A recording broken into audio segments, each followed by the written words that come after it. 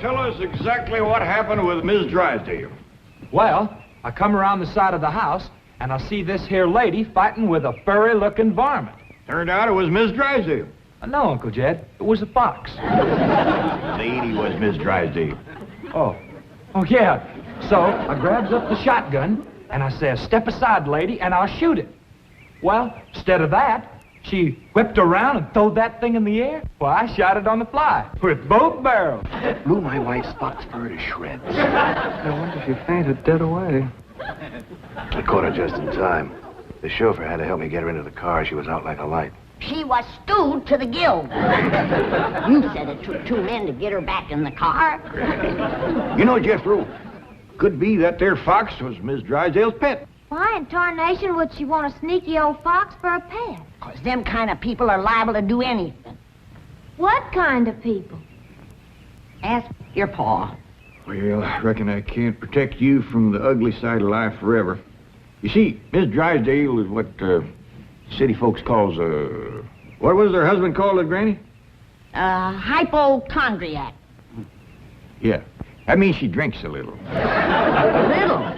Her own husband said her bedroom was full of bottles.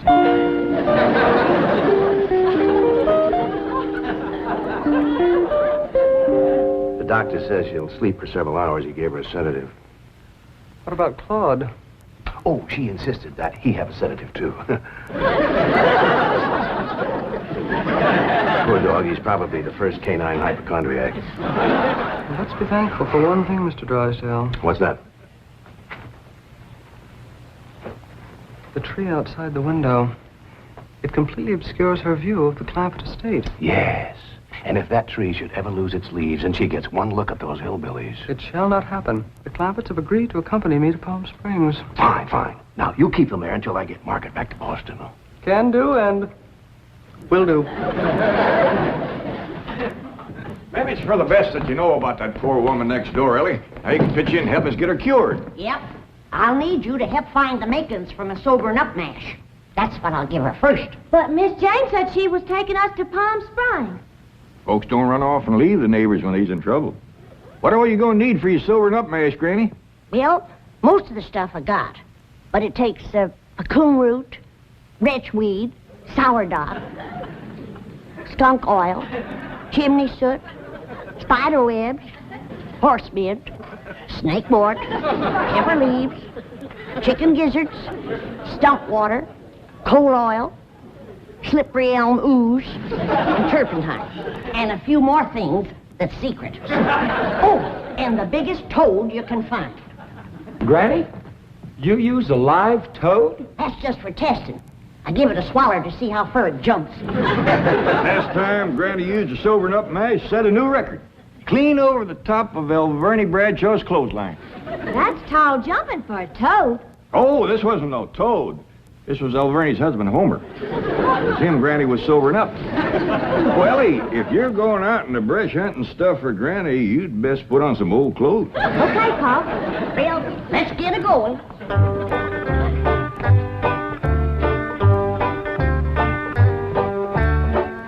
Oh, I pert near forgot. I have to have some goat's milk. After Mrs. Drysdale takes my sobering up mash, she has to have fresh goat's milk every half hour to stop the burning. Well, I reckon Jethro can borrow some. Well-to-do neighborhood like this, folks is bound to keep goats. Everybody except us. We ain't even got a cow. Nor pigs neither. Nor chickens. We ain't even got nothing to pull a plow. You're supposed to be so dad blame rich. I'll bet we're the only family in Beverly Hills that ain't got a mule. I reckon it is high time I was stocking this place. Even Mr. Drysdale's been after me to buy some cattle. Well, good for him. Yeah, just the other day he says to me, Mr. Clampett, you got $25 million in cash. You ought to put some of that money into stock.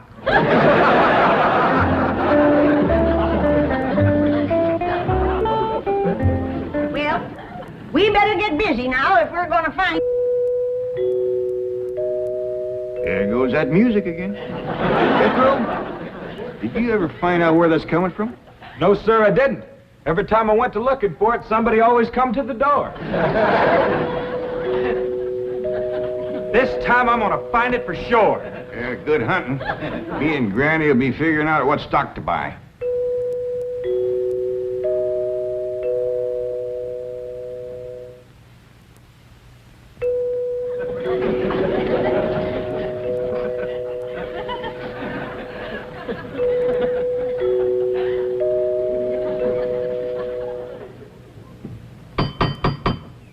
Doggone it, never failed.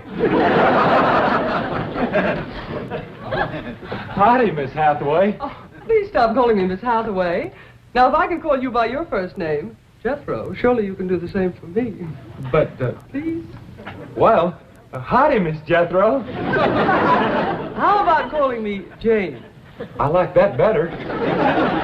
Well, are we all set to leave for Palm Springs? No, ma'am. Uncle Jed and me's going to town and buy some stock. Stock? Yes, ma'am. Mr. Drysdale, he told Uncle Jed he had ought to put some of his money into stock. He dictated a memo on that. But you needn't waste time driving into town. You can order your stock by telephone. Now, here are Mr. Drysdale's recommendations. He doesn't want your Uncle Jed to get a bum steer. Oh, Uncle Jed, he wouldn't buy no bum steer. He has to be cautious in the bull market. You gotta be careful with cows, too. Jethro, you have the most delightfully bucolic sense of humor. Now then, would you like to ride to Palm Springs with me, or would you prefer to drive and meet me there? Jethro, Oh, yes, ma'am. would you like to drive your own car? Oh, yes, ma'am. I like to drive. Very well. I have typed out explicit directions. I've even drawn a map showing the exact location of the hotel. They have a lovely pool, and... Jethro, Oh, yes, ma'am. I'm taking a bikini to Palm Springs. Is that faster than a train? Jethro, you dear naive boy. You shall see when we go swimming. You Tarzan. Me Jane. No, ma'am. I'm Jethro Bodine. I almost hate to see you change. I ain't gonna change. Oh, yes, you will. Under my tutelage, you will become an educated man of letters. Someday I shall introduce you as Jethro Bodine. B.A., M.A., Ph.D.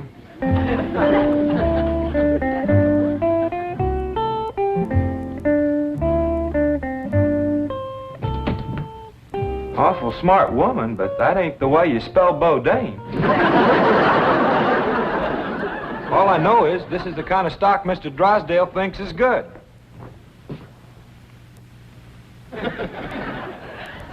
What does that say? IBM. What's that spell? IBM. What's an IBM? I don't know. Next it's got, Us's. Us's. Well, that's what's wrote there. U.S.S. That makes sense. Well, maybe it ain't Mr. Drysdale's fault.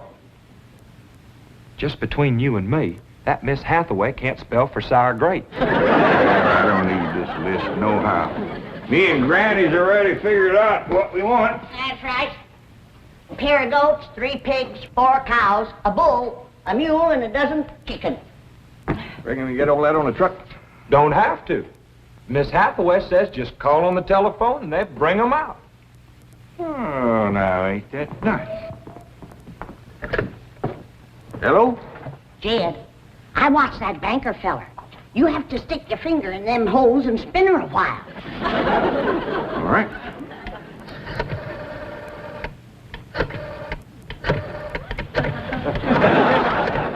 Reckon that ought to do it. Operator. Oh, howdy, ma'am. This here is Jed Clampett. I'd like to buy some stock. What number do you wish? Number? Oh, a couple of goats, 3 pigs, 4 cows, a bull, a mule, and a dozen chickens. I'll give you information. Well, thank you, ma'am. I appreciate all the information you can give me. It's the first time I ever bought stock on the telephone. Perhaps I'd better connect you with a supervisor. 2 heads is better than 1. Supervisor speaking. May I help you? Well, thank you, ma'am. This here is Jed Clampett. I'd like to buy some stock. Do you know the number you wish to reach? Well, that's more or less up to the animals, but the number I want to start with is a couple of goats, 3 pigs, 4 cows, a bull, a mule, and a dozen chickens. It sure is a dandy pin, Jethro. As soon as Elly gets back from the Drysdale, she can milk this here goat.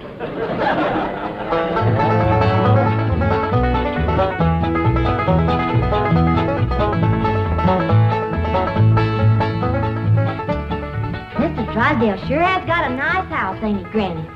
Yep. Nice house, nice car, nice job. But the evil of drink has sure laid a heavy hand on his heart. Never forget, Elly, drinking is a curse. You take a drink now and then, Granny. Never more than a thimbleful.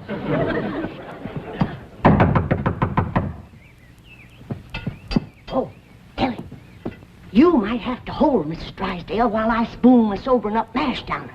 I'll throw a double scissors and an arm lock on her. Just so you don't cut off her wind, so she can't breathe. Yes? Howdy. We've come to see Miss Drysdale. I'm sorry, madam, but Mrs. Drysdale cannot be disturbed. Are you her kin? I'm a butler. Oh, that must have been her maiden name. You were taking care of her, are you? I am a butler, madam. Well, I'm glad to see that her family ain't ashamed to help her. Whom shall I say called? Well, this here's Granny, and I'm Elly May. Pa and Jethro would have come too, but they're busy with the cattle. Very good. Hold on now. We've come to see Miss Drysdale. Mrs. Drysdale is indisposed, madam. She is not receiving.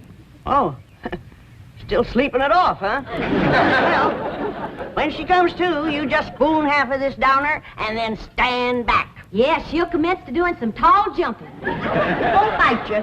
We'll be back later with the goat's milk. Want me to stay and help you do for Miss Drysdale? We are managing, thank you. Are you doing the washing and the cleaning and the cooking for her? Certainly not.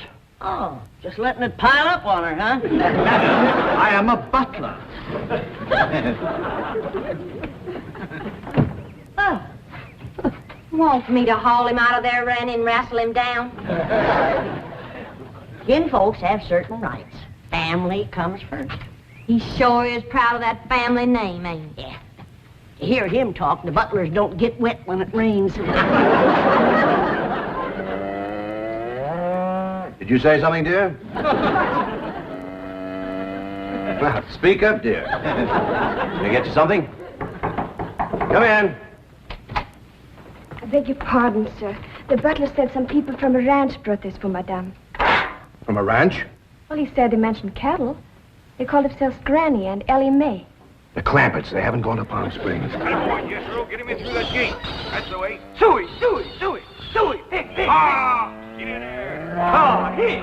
Get in there, Pig! Get in, Pig! Come on! Get Pig! That's the way. Suey! No, surely not. Marie, tell me I'm hearing things. You're hearing things, sir. Cows, chickens, pigs, goats. No.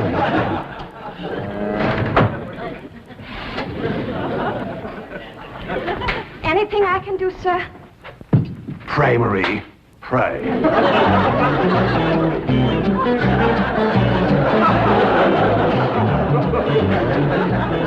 Hold your horses, I'm a-coming. Oh, howdy, Mr. Drysdale. Did your wife take May? Where's your father? He's tending the cattle. He brought cattle into this beautiful estate? No, he called on the telephone, and some men brought him in a truck. Yes, sir. I'm just fixing to go milk the goats. Come on out to stock pen. Stock pen?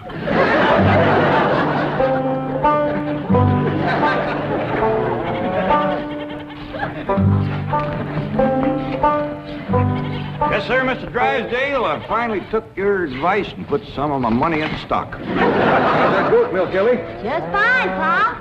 He sure is a dandy pen, Mr. Drysdale. Yeah, good stout fence around outside. Of course, that one across the middle ain't so much. Bulls already jumped it twice and ain't even mating season.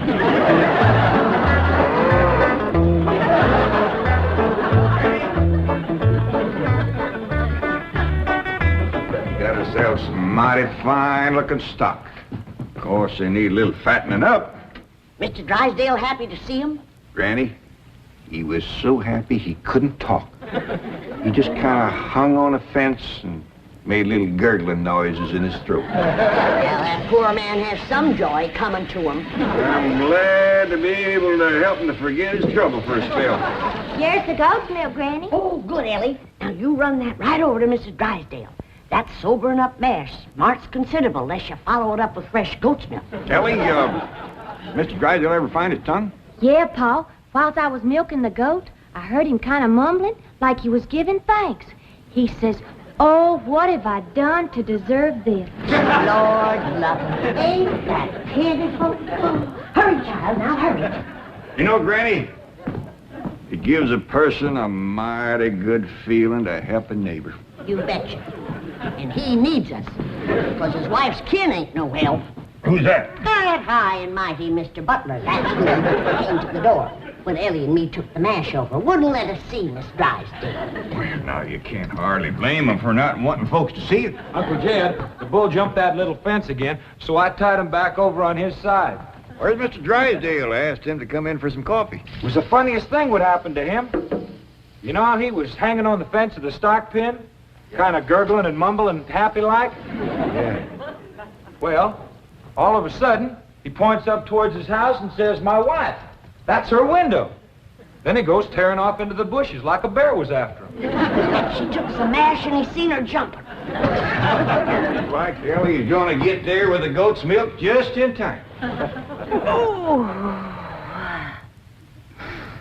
Oh, Sonny, Sonny, your mumsy just had the most ghastly dream.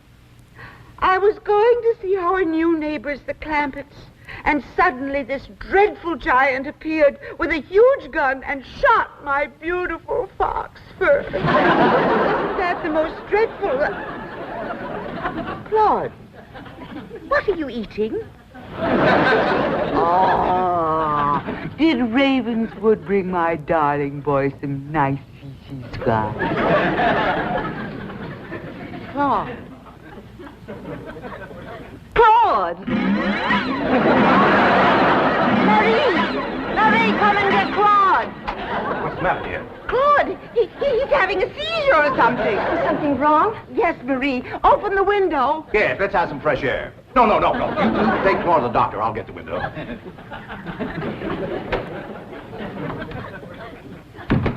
Well, darling, how do you feel? Dreadful. My nerves are shattered. Open the window, dear. Well, it might not be good for you, Margaret. Oh, don't be silly, Milburn. I need oxygen. Besides, I adore the fragrance of that jasmine that grows on the fence of that tennis court next door. Now, open the window. All right, dear, but first I have a surprise. Surprise? Don't move. I'll be right back.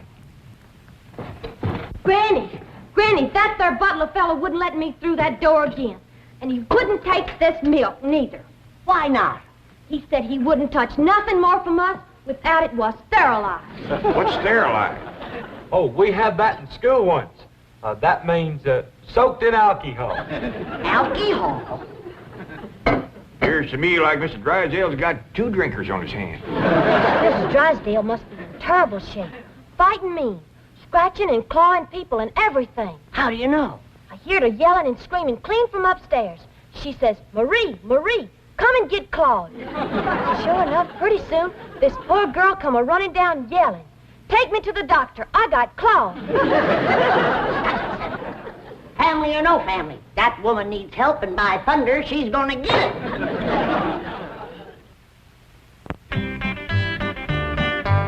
Surprise! Surprise! Milburn, have you taken leave of your senses? You know I'm much too nervous to watch television. But, darling, the doctors in Boston said your nerves were just fine. Those Boston doctors. They had the audacity to tell me that I was perfectly healthy. I said, I'm not paying you all that money to tell me I'm healthy. Milburn, I do not want to watch television. Well, you don't have to watch it, dear. Just listen. There's an exciting Western on. Western? Milburn, shut that off and open the window. I will. Oh, there we are. Milburn, are you going to open the window or am I? I am, dear.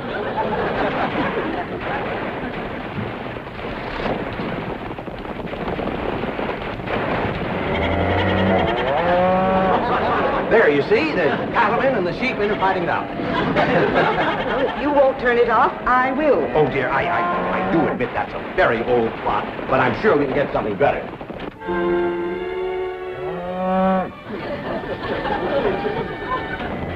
That medical program, go back to that. Well, don't you think that's a bit depressing? I want the medical program. All right.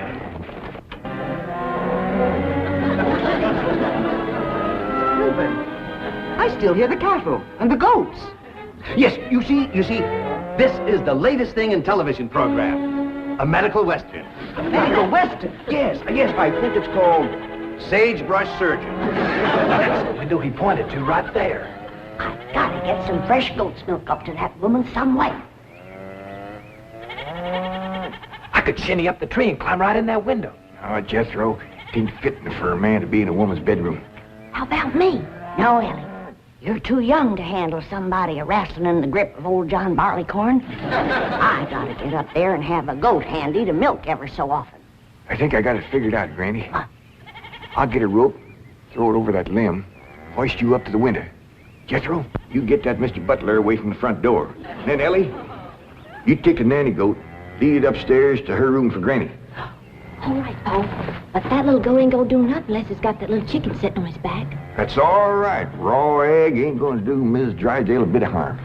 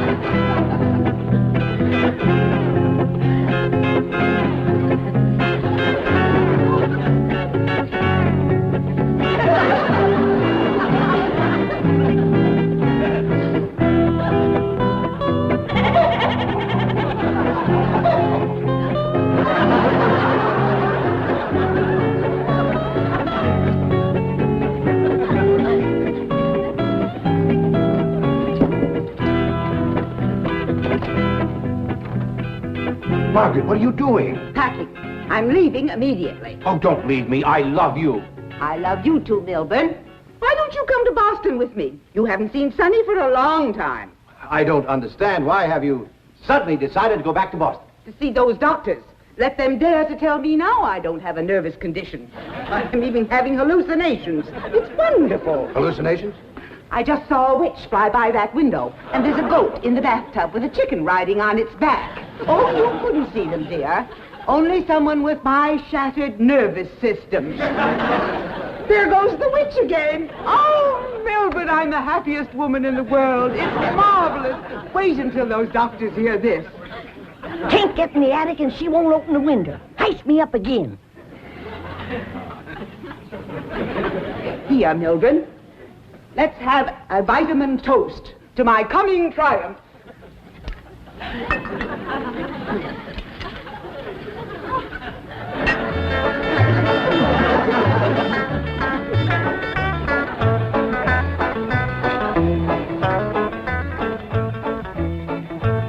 It's too late, Jed. What do you mean, Granny? We didn't get to her in time.